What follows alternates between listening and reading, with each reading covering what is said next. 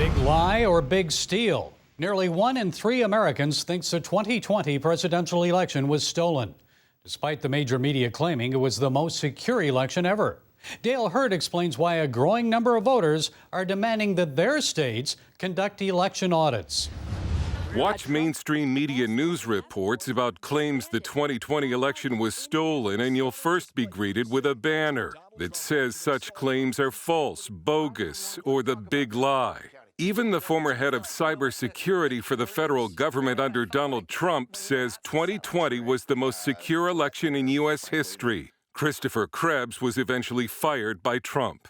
What's really developed is two different realities. It's the one we live in that's based on truth and trust, and the other that's based on whatever the former president says. But a recent Rasmussen poll shows almost 1 in 3 American voters now think the election was stolen.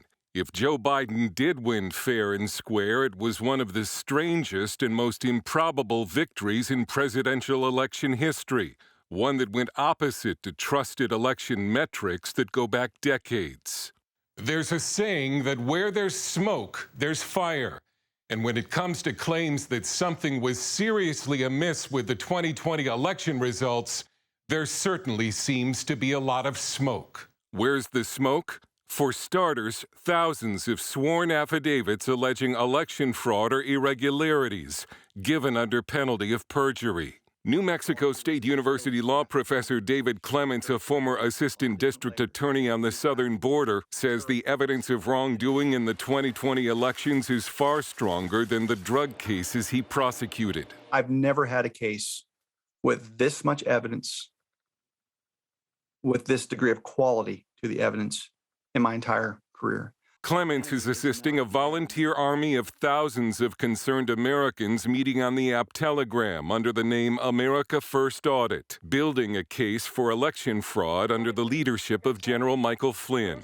Another leader of the group, former Army Captain Seth Keshel, an elections expert who correctly picked all 50 states in the 2016 election, says he's uncovered at least 8 million excess votes for Joe Biden. Votes that should not exist. It's easiest to find in states that track voters, register voters by party. And you can see the trend line where Biden's projected vote total should wind up. I estimate generously for Biden, and you still wind up with a total that's beyond logic. Keshel says his calculations showed Trump won Pennsylvania, Georgia, Michigan, Wisconsin, Minnesota, Arizona, and Nevada. Whether or not that's actually the case, we do know that Trump carried 18 of 19 Bellwether counties, which have correctly predicted the winner of every presidential election since 1980.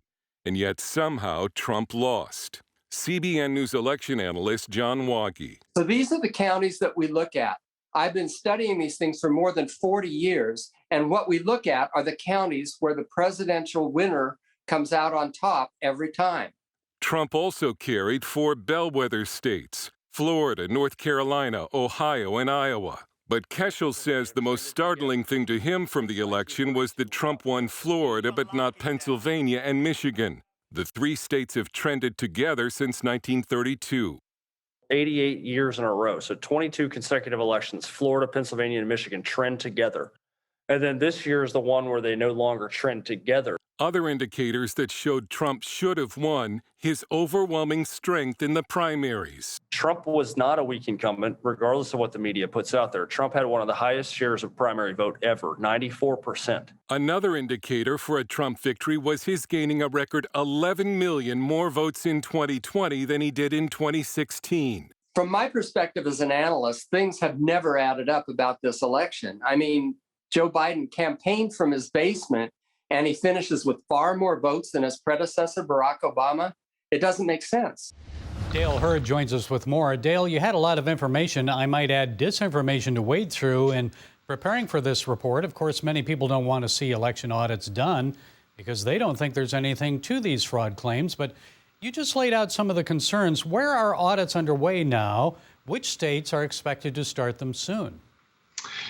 Well, I counted some 6 states where they've either been done or they're fighting over it in the courts or they want to do it. Maricopa County, Arizona, of course, is one of the most famous.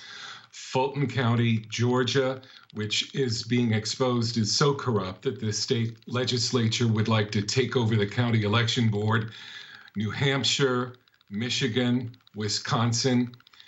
Often there's a pattern where you have a Republican legislature and you have big Democratic strongholds, and they frankly, don't have great track records. And they want to see, come on, was this a fair election or not?